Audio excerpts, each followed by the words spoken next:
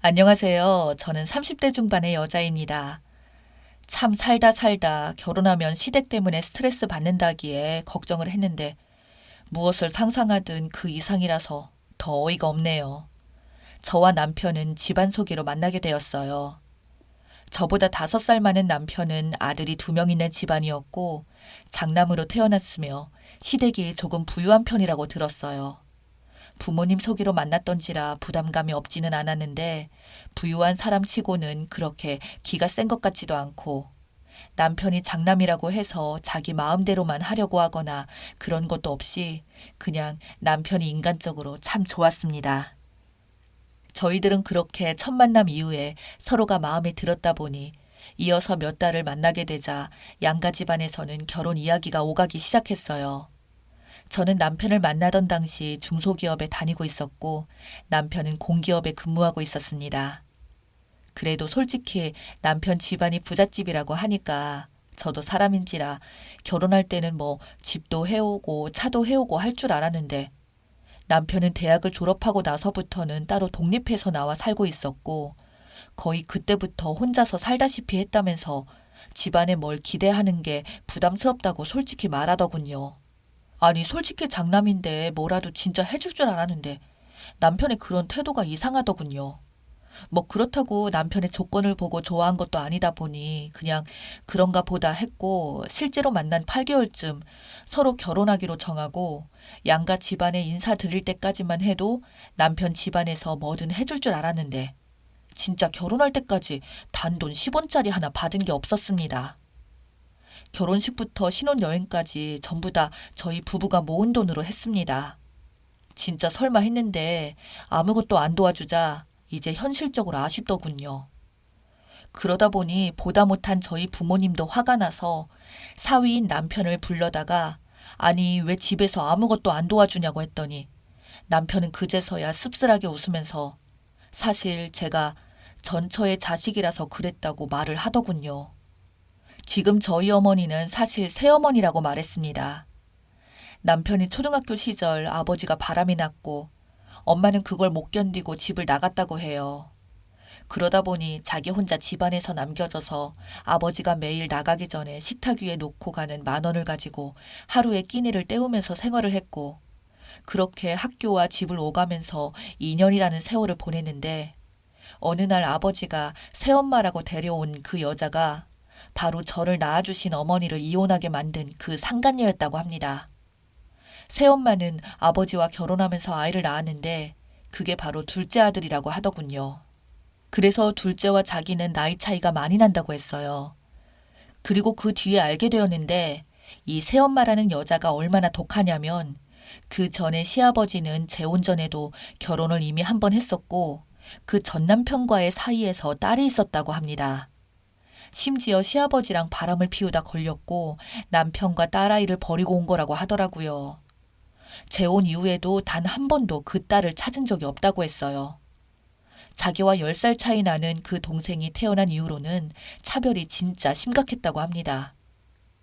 자기가 학생 때는 받아보지 못했던 사랑과 관심들을 남동생은 매일같이 받았다고 합니다.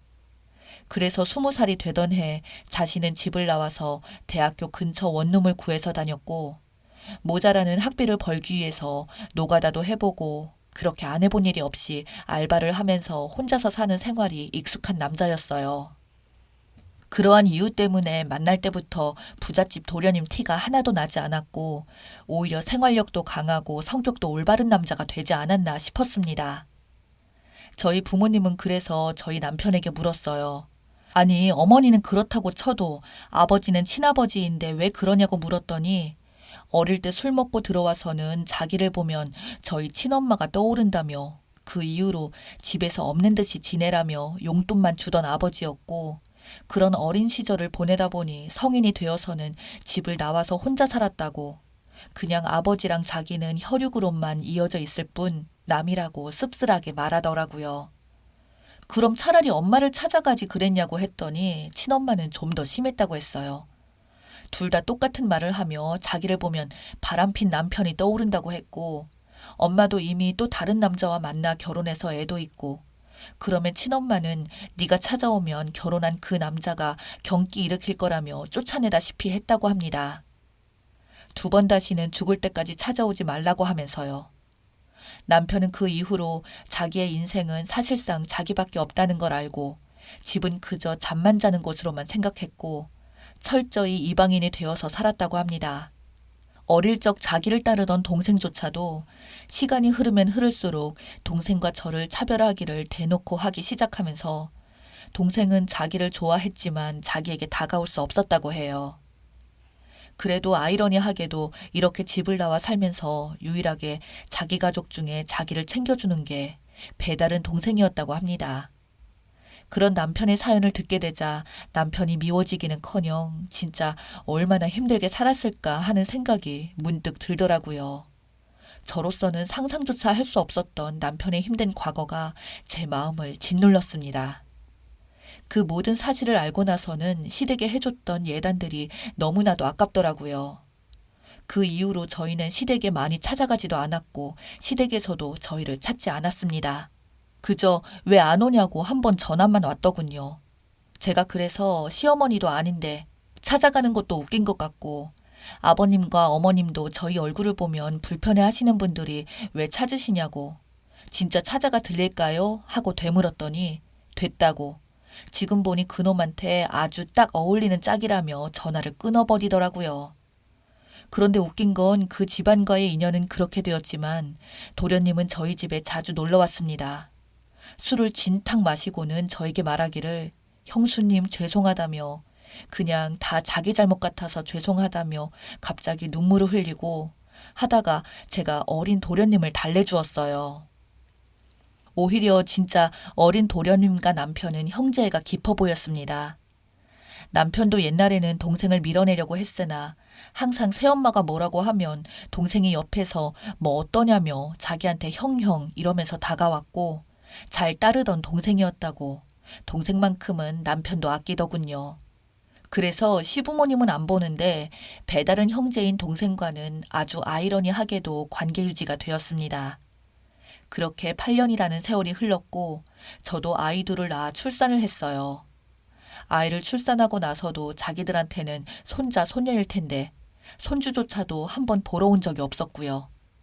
나중에 듣기로는 남편에게 결혼한 지 5년쯤 지났을 때 시어머니한테 갑자기 연락이 와서는 네 스스로 집에서 나갔으니까 재산은 10원도 받을 생각하지 말라면서 앞으로 이 집안과 상관없을 테니 자기 아들한테도 기웃거리지 말고 꺼지라고 하더군요. 남편은 아버지도 그런 뜻이라면 잘 알겠다고 하고 애초에 기대한 적도 없었다고 말하며 전화를 끊었다고 저에게 말해주더군요. 그래서 저는 남편 보고 바보냐고 시아버님 돌아가시면 돈이라도 받아야지 그렇게 말하냐고 하니까 그건 그때 가서 보자며 자기는 너무 무섭다고 보기도 싫고 내가 잘못도 안 했는데 이유 없이 그 빌어먹을 돈 때문에 내가 왜 그래야 하냐고 한 소리 듣는 것도 이제 질린다고 그냥 우리 둘 다 돈을 못 벌지도 않는데 이대로 돈을 모아서 우리 가정 소소하게 행복을 누리면서 살면 되지 않겠냐며 나중에 그 돈을 받음으로 인해서 우리 가족의 평화가 깨지는 게 싫다고 말하는 남편을 보고 저는 그저 위로해 줄 수밖에 없었습니다. 그로부터 3년이 지나지 않아 어느 날 시어머니가 찾아왔어요. 저는 제가 잘못 본 줄 알았는데 진짜 시어머니더군요. 그래서 저는 도대체 무슨 일로 찾아왔냐고 하니까 항상 의기양양하던 시어머니가 갑자기 제 눈치를 살살 보면서 자기가 지금 갈 곳이 없으니까 자기를 좀 받아달라고 하더군요. 제가 그래서 아니 어머니 집은 어쩌고 여기 와서 그러냐고 하니까 사실 시아버님의 회사가 부도가 났다고 하더군요. 그냥 부도가 난 정도가 아니라 아주 날려먹었다고 하더군요. 사기도 당하고 심지어 감옥까지 가게 생겼고 집은 전부 다 재산 차압딱지가 붙어서 난리가 났다고 합니다. 저는 그래서 둘째 도련님은 지금 뭐 하냐고 둘이서 그냥 따로 살면 되지 않겠냐고 했더니 둘째는 결혼한 지 이제 1년이 되었다고 집안이 화목한데 깨지는 것이 싫기도 하고 아직 자기네가 이렇게 망한 사실도 모른다고 하더군요. 둘째 도련님이 작년에 결혼을 하게 되었거든요. 그때 결혼식장 갔을 때도 시어머니는 신부 집안이 어떻게 하시면서 결혼식에 참석한 저희를 보고는 니들 왜 왔냐고 좋은 날에 구정물 튀니까 당장 돌아가라고 말았던 게 바로 시어머니였는데 참 어이가 없더군요. 전 시어머니에게 제정신이냐고 말하고 싶은 생각에 저절로 목에서 그 말이 먼저 튀어나왔습니다. 시어머니는 저에게 오히려 말버릇이 그게 뭐냐며 잔소리를 하더군요. 그래서 저는 당장 나가라고 소리를 질렀더니 시어머니는 못 베어먹은 년이라고 욕하면서 거실 바닥에 들어 눕더니 자기는 절대 못 나가니 알아서 하라고 하더군요.